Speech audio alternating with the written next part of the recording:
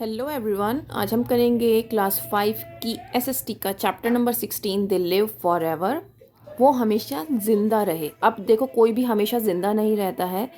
This chapter means कि वो हम लोगों के दिलों में ज़िंदा रहे। आप ये देखिए, जितने भी फ्रीडम फाइटर्स हैं उनको हम याद करते हैं।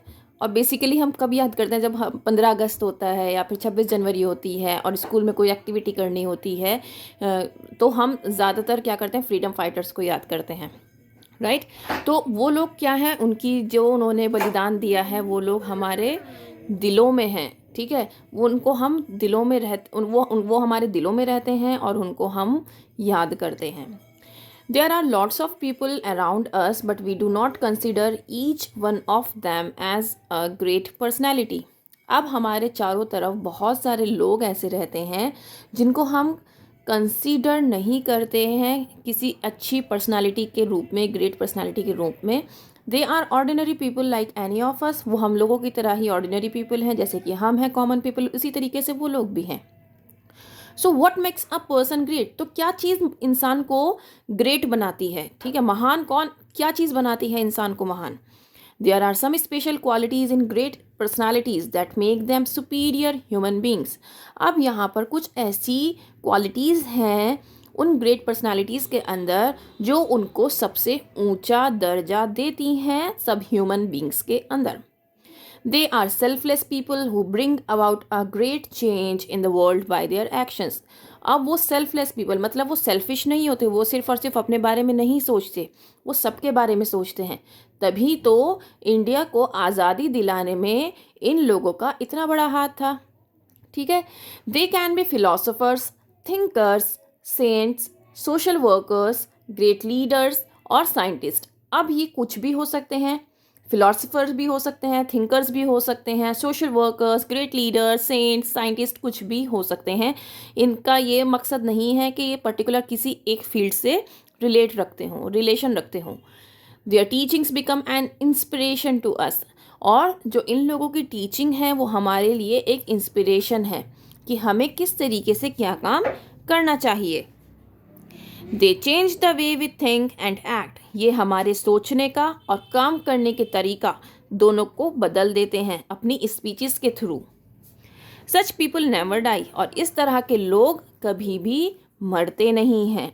जैसे कि महात्मा गांधी जो थे वो वो हिंसा के पाथ पर बिल्कुल भी नहीं चलते थे और अहिंसा का साथ देते थे, मतलब नॉन वायलेंस का साथ देते। वो हमेशा यही कहते थे कि भाई आप कोई भी मारधाड़ मत करो, प्यार से मोहब्बत से बैठकर क्या करो, आपस में बात को ख़त्म करो, सुलझाओ, ठीक है।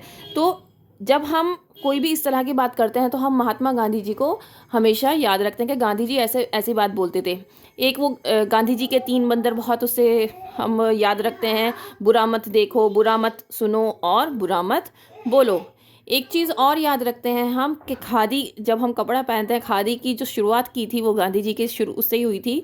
वो चक्र से वो करते थे, धागा काटते थे। तो इस तरीके से हम बहुत सारी चीज़ें हैं जो रिलेट कर पाते हैं और हमारे जहन में एकदम से स्ट्राइक करता है कि नहीं, ये एक वो नेशनल फ्रीडम फाइटर थे जिन्होंने ऐसा कुछ किया था। तो इस तरीके से बहुत सारे एग्जाम्पल्स हैं जो आप देख सकते हो फ्रीडम फाइटर्स के।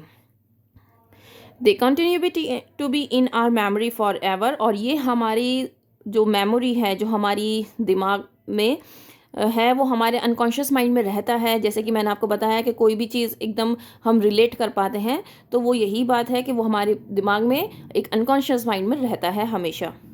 Let's study about some such great personalities in this chapter. अब हम क्या करेंगे, कुछ ऐसी पर्सनैलिटीज़ के बारे में यहाँ पर स्टडी करेंगे। सॉक्रेट्स क्या थे? Was born about 2400 years ago in Athens. जो सॉक्रेट्स थे वो 2400 साल पहले एथेंस में पैदा हुए थे, जो कि ग्रीस में है। He was a Greek philosopher. ये एक ग्रीक फिलोसोफर थे, थिंकर थे और एक टीचर थे। He was a stone cutter in the beginning. Starting में वो क्या करते थे? पत्थर काटने का काम करते थे। He also worked as a soldier in the army for some time. और इन्होंने एज अ सोल्जर भी काम किया है आर्मी में। Later on, he gave up everything and spent most of his time in the marketplace of Athens. फिर उन्होंने क्या किया, एक टाइम पे सब कुछ गिव अप कर दिया और ज़्यादातर टाइम कहाँ पर बिताया इन्होंने? एथेंस की जो मार्केट एरिया था उसमें।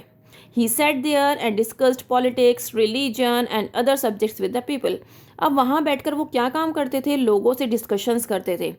अब वो पॉलिटिक्स से रिलेटेड भी होता था, रिलीजियस भी होता था, या फिर किसी ऐसे क्योंकि वो एक फ़िलासफ़र थे, तो कोई भी ऐसी बात या फिर जेंडर बायस्ड जो भी आप टॉपिक ले सकते हो सोसाइटी में जो चल रहा है उससे रिलेटेड वो वहाँ पर बैठकर लोगों से बातचीत करते थे और उनकी राय जानते थे कि लोग क्या सोचते हैं।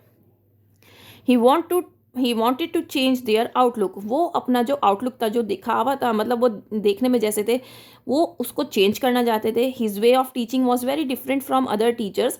अब वो जिस तरीके से पढ़ाते थे वो इतना अलग था कि कोई भी टीचर उस तरीके से नहीं पढ़ाता था। हमेशा वो क्या करते थे, डिस्कशंस के थ्रू पढ़ाते थे। वो जैसे कहते हैं ना, लर्निंग बाय डूइंग, जब करके सीखना। तो वो जब हम पढ़ाते हैं तो हमें ये कहा जाता है कि भाई जो लाइफ चल रही है आपकी उससे रिलेटेड आप उसको एग्जाम्पल देके समझाओ तो बच्चा बहुत जल्दी समझता है। ठीक है, आपके भी बहुत सारे कभी कभी कमेंट्स आते हैं कि मैम आप ना जो रियल लाइफ से रिलेटेड आप एग्जाम्पल्स दीजिए और उसके थ्रू समझाइए।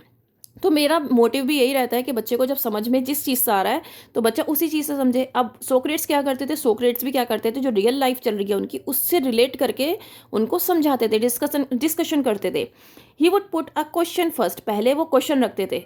Then on getting an answer he would ask another question. When that was answered he would again ask another question till he got a logical answer.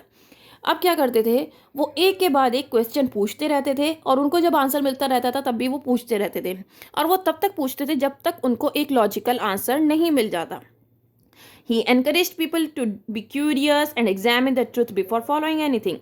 अब वो लोगों को ना क्यूरियस बनाना चाहते थे, मतलब अगर आपको कोई बात जाननी है तो उसके लिए आपके अंदर इच्छा शक्ति होनी बहुत ज़रूरी है। ठीक है, अगर आप 6th क्लास में आने वाले हैं तो आपके अंदर एक इच्छा शक्ति होनी चाहिए कि मेरा 6th क्लास का कोर्स किस तरीके का होगा और मैं 6th क्लास में किस तरह की एसएसटी पढ़ूंगा। अब 6th क्लास में क्या हो जाएगा, आपका हिस्ट्री, सिविक्स, ज्योग्राफी अलग अलग हो जाएंगे, तो उसमें कौन कौन से चैप्टर होंगे, क्या क्या मैं पढ़ूंगा, कितना कोर्स मेरा इंक्रीज़ हो जाएगा, टीचर्स कैसे होंगे मेरे। तो इस तरीके की जो आपके अंदर इच्छा शक्ति है वो पैदा होनी चाहिए पहले से ही, तभी आप क्या कर सकते हो, उस चीज़ को अच्छे से फॉलो कर सकते हो, उस चीज़ को अच्छे से पढ़ सकते हो। क्योंकि जब हमारे अंदर इच्छा शक्ति होती है तभी हम किसी काम को बहुत अच्छे से कर पाते हैं। ठीक है, और सोक्रेट्स ये भी कहते थे कि किसी भी बात को मानने से पहले उसके पीछे की सच्चाई को जानो, पहले उसके पीछे की सच्चाई को जानो, उसके बाद किसी चीज़ को फॉलो करो। अंधभक्ति में बिल्कुल भी विश्वास मत करो। अगर सब लोग एक राह पर चल रहे हैं तो ये ज़रूरी नहीं कि वो राह बिल्कुल सही हो सकता है कि वो राह गलत हो। ठीक है, कहते हैं ना कि शॉर्टकट्स अपनाने से कभी भी किसी को कामयाबी हासिल नहीं होती। तो शॉर्टकट्स जो लोग अपनाते हैं तो वहाँ पर जो है लंबी कतार होती है शॉर्टकट्स अपनाने वालों की, क्योंकि वो जल्दीबाजी में शॉर्टकट्स में अपना पैसा कमाना चाहते हैं। लेकिन जहाँ पर लॉन्ग कट होगा वहाँ पर 1-2 लोग ही आपको मिलेंगे। यकीन मानिए, जो लॉन्ग कट होता है वो थोड़ा सा तकलीफ दे ज़रूर होता है, लेकिन लॉन्ग टर्म के लिए आपके लिए वही रहने वाला है। ठीक है, तो उन्होंने कहा कि कभी भी किसी भी सच्चाई पर ऐसे, किसी भी बात पर ऐसे ही यकीन मत करें, पहले उसके पीछे की सच्चाई को जानें। He advised them not to follow anything blindly. मैंने कहा कि अंधभक्ति पर बिल्कुल भी विश्वास मत करो। Due to his teachings many people started questioning in the church and the nobleman. अब इनकी इस टीचिंग की वजह से क्या हुआ, बहुत सारे लोग क्वेश्चंस करने लगे चर्च में। This was not like by the rulers. अब जो रूलर्स थे, जो हमारे ऊपर उस टाइम पर रूल कर रहे थे, उन लोगों को ये बात पसंद नहीं आई। Socrates was charged of poisoning the minds of people against God and the state rulers. अब सोक्रेट्स के ऊपर एक चार्ज लगाया गया कि आपने लोगों के दिमाग में जहर भरा है। ठीक है, और किसके खिलाफ जहर भरा है, ऊपर वाले के खिलाफ, गॉड के खिलाफ, और जो स्टेट में हमारे ऊपर रूल कर रहे थे उनके खिलाफ, और उनको ट्रायल के लिए भेज दिया गया, मतलब उनको जेल भेज दिया गया। The judges sentenced him to death by drinking hemlock, a poisonous liquid prepared by herbs. अब जजेस ने क्या किया, उनको डेथ की एक सज़ा सुनाई, जिसमें उन्हें क्या करना था, उन्हें एक हेमलॉक, एक ड्रिंक था, उसको पीना था। वो हेमलॉक क्या होता था, एक बहुत ही पॉइजनस ड्रिंक होता था जो कि हर्ब्स के थ्रू बनाया जाता, जड़ी बूटियों से बनाया जाता था।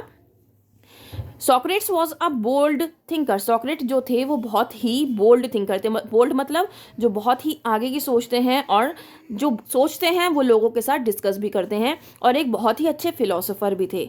तो he was neither afraid of the noble man and जजेस नॉर ऑफ डेथ। और ना ही, तो इसी वजह से उनके दिल में किसी भी तरह का डर नहीं हुआ जब जज ने उन्हें डेथ की सज़ा सुनाई। He calmly drank the poison and embraced death. अब उन्होंने क्या किया, बहुत ही आसानी से, बहुत ही सुकून के साथ उन्होंने उस ड्रिंक को पिया और डेथ हो गई उनकी। और जब उनकी डेथ हुई तो वो 70 ईयर्स के थे। Socrates never wrote down any of his teachings.